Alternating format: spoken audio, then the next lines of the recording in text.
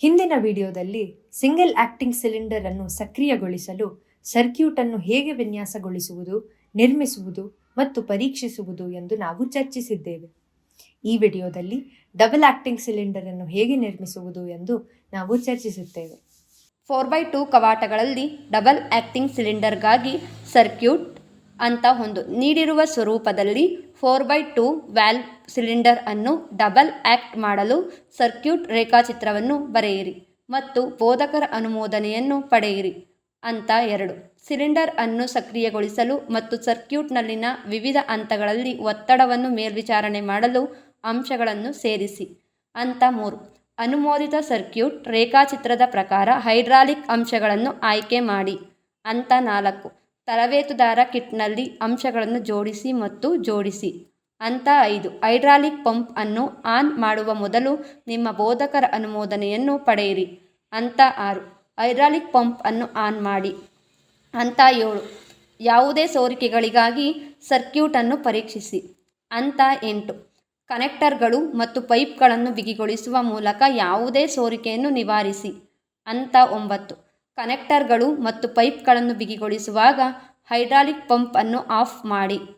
ಕೋಷ್ಟಕದಲ್ಲಿ ಕವಾಟದ ಸ್ಥಾನ ಮತ್ತು ಸಿಲಿಂಡರ್ನ ಸ್ಥಾನವನ್ನು ಗಮನಿಸಿ ಅಂತ 10. ದಿಕ್ಕಿನ ನಿಯಂತ್ರಣ ಕವಾಟವನ್ನು ಸಕ್ರಿಯಗೊಳಿಸಿ ಮತ್ತು ಕವಾಟ ಮತ್ತು ಸಿಲಿಂಡರ್ನ ಹೊಸ ಸ್ಥಾನವನ್ನು ಗಮನಿಸಿ ಅಂತ 11. ಹೈಡ್ರಾಲಿಕ್ ಪಂಪ್ ಅನ್ನು ಆಫ್ ಮಾಡಿ ಅಂತ 12. ಕವಾಟಗಳು ಮತ್ತು ಇತರ ಅಂಶಗಳನ್ನು ಸಂಪರ್ಕ ಕಡಿತಗೊಳಿಸಿ ಮತ್ತು ಅದನ್ನು ಆಯಾ ಸ್ಥಳಗಳಲ್ಲಿ ಇರಿಸಿ. ಕಾರ್ಯ 3. 4x3 ವ್ಯಾಲ್ವ್ಗಳಲ್ಲಿ ಡಬಲ್ ಆಕ್ಟಿಂಗ್ ಸಿಲಿಂಡರ್ಗಾಗಿ ಸರ್ಕ್ಯೂಟ್ ಅಂತ ಒಂದು ನೀಡಿರುವ ಸ್ವರೂಪದಲ್ಲಿ 4x3 ವ್ಯಾಲ್ವ್ ಸಿಲಿಂಡರ್ ಅನ್ನು ಡಬಲ್ ಆಕ್ಟ್ ಮಾಡಲು ಸರ್ಕ್ಯೂಟ್ ರೇಖಾಚಿತ್ರವನ್ನು ಬರೆಯಿರಿ ಮತ್ತು ಬೋಧಕರ ಅನುಮೋದನೆಯನ್ನು ಪಡೆಯಿರಿ ಅಂತ 2. ಸಿಲಿಂಡರ್ ಅನ್ನು ಸಕ್ರಿಯಗೊಳಿಸಲು ಮತ್ತು ಸರ್ಕ್ಯೂಟ್ನಲ್ಲಿನ ವಿವಿಧ ಹಂತಗಳಲ್ಲಿ ಒತ್ತಡವನ್ನು ಮೇಲ್ವಿಚಾರಣೆ ಮಾಡಲು ಅಂಶಗಳನ್ನು ಸೇರಿಸಿ ಅಂತ 3. ಅನುಮೋದಿತ ಸರ್ಕ್ಯೂಟ್ ರೇಖಾಚಿತ್ರದ ಪ್ರಕಾರ ಹೈಡ್ರಾಲಿಕ್ ಅಂಶಗಳನ್ನು ಆಯ್ಕೆ ಮಾಡಿ ಅಂತ 4. ತರಬೇತುದಾರ ಕಿಟ್ನಲ್ಲಿ ಅಂಶಗಳನ್ನು ಜೋಡಿಸಿ ಮತ್ತು ಜೋಡಿಸಿ ಅಂತ 5. ಹೈಡ್ರಾಲಿಕ್ ಪಂಪ್ ಅನ್ನು ಆನ್ ಮಾಡುವ ಮೊದಲು ನಿಮ್ಮ ಬೋಧಕರ ಅನುಮೋದನೆಯನ್ನು ಪಡೆಯಿರಿ ಅಂತ 6. ಹೈಡ್ರಾಲಿಕ್ ಪಂಪ್ ಅನ್ನು ಆನ್ ಮಾಡಿ ಅಂತ 7. ಯಾವುದೇ ಸೋರಿಕೆಗಳಿಗಾಗಿ ಸರ್ಕ್ಯೂಟನ್ನು ಪರೀಕ್ಷಿಸಿ ಅಂತ 8. ಕನೆಕ್ಟರ್ಗಳು ಮತ್ತು ಪೈಪ್ಗಳನ್ನು ಬಿಗಿಗೊಳಿಸುವ ಮೂಲಕ ಯಾವುದೇ ಸೋರಿಕೆಯನ್ನು ನಿವಾರಿಸಿ ಅಂತ 9. ಕನೆಕ್ಟರ್ಗಳು ಮತ್ತು ಪೈಪ್ಗಳನ್ನು ಬಿಗಿಗೊಳಿಸುವಾಗ ಹೈಡ್ರಾಲಿಕ್ ಪಂಪ್ ಅನ್ನು ಆಫ್ ಮಾಡಿ. ಕೋಷ್ಟಕದಲ್ಲಿ ಕವಾಟದ ಸ್ಥಾನ ಮತ್ತು ಸಿಲಿಂಡರ್ನ ಸ್ಥಾನವನ್ನು ಗಮನಿಸಿ ಅಂತ 10. ದಿಕ್ಕಿನ ನಿಯಂತ್ರಣ ಮತ್ತು ಕವಾಟವನ್ನು ಸಕ್ರಿಯಗೊಳಿಸಿ ಮತ್ತು ಕವಾಟ ಮತ್ತು ಸಿಲಿಂಡರ್ನ ಹೊಸ ಸ್ಥಾನವನ್ನು ಗಮನಿಸಿ ಅಂತ 11. ಹೈಡ್ರಾಲಿಕ್ ಪಂಪ್ ಅನ್ನು ಆಫ್ ಮಾಡಿ ಅಂತ 12. ಕವಾಟಗಳು ಮತ್ತು ಇತರ ಅಂಶಗಳನ್ನು ಸಂಪರ್ಕ ಕಡಿತಗೊಳಿಸಿ ಮತ್ತು ಅದನ್ನು ಆಯಾ ಸ್ಥಳಗಳಲ್ಲಿ ಇರಿಸಿ. 4x2 ಕವಾಟಗಳಲ್ಲಿ ಡಬಲ್ ಆಕ್ಟಿಂಗ್ ಸಿಲಿಂಡರ್ಗಾಗಿ ಸರ್ಕ್ಯೂಟ್ ಅಂತ ಒಂದು ನೀಡಿರುವ ಸ್ವರೂಪದಲ್ಲಿ 4x2 ವ್ಯಾಲ್ವ್ ಸಿಲಿಂಡರ್ ಅನ್ನು ಡಬಲ್ ಆಕ್ಟ್ ಮಾಡಲು ಸರ್ಕ್ಯೂಟ್ ರೇಖಾಚಿತ್ರವನ್ನು ಬರೆಯಿರಿ ಮತ್ತು ಬೋಧಕರ ಅನುಮೋದನೆಯನ್ನು ಪಡೆಯಿರಿ ಅಂತ 2.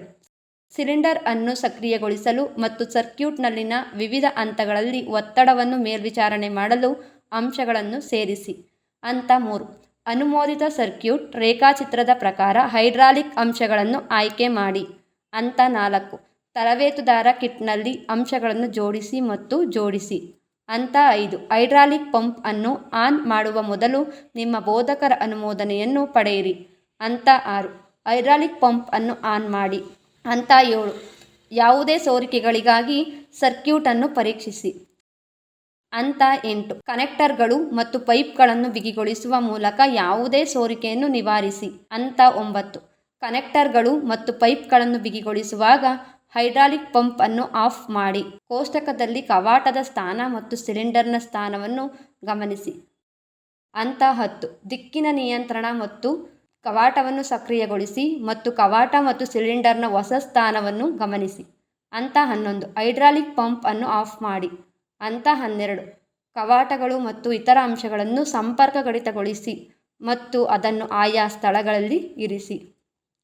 ಈ ವಿಡಿಯೋದಲ್ಲಿ ಇಲ್ಲಿಯವರೆಗೆ single acting cylinder double acting cylinder ಅನ್ನು ಸಕ್ರಿಯಗೊಳಿಸಲು ಸರ್ಕ್ಯೂಟ್ ಅನ್ನು ಹೇಗೆ ನಿರ್ಮಿಸುವುದು ಮತ್ತು ಪರೀಕ್ಷಿಸುವುದು ಮತ್ತು ಹೈಡ್ರೋಮೀಟರ್ ಅನ್ನು ಸಕ್ರಿಯಗೊಳಿಸಲು ಸರ್ಕ್ಯೂಟ್ ಅನ್ನು ಹೇಗೆ ವಿನ್ಯಾಸಗೊಳಿಸುವುದು, ನಿರ್ಮಿಸುವುದು ಮತ್ತು ಪರೀಕ್ಷಿಸುವುದು ಎಂದು ನಾವು ಚರ್ಚಿಸಿದ್ದೇವೆ.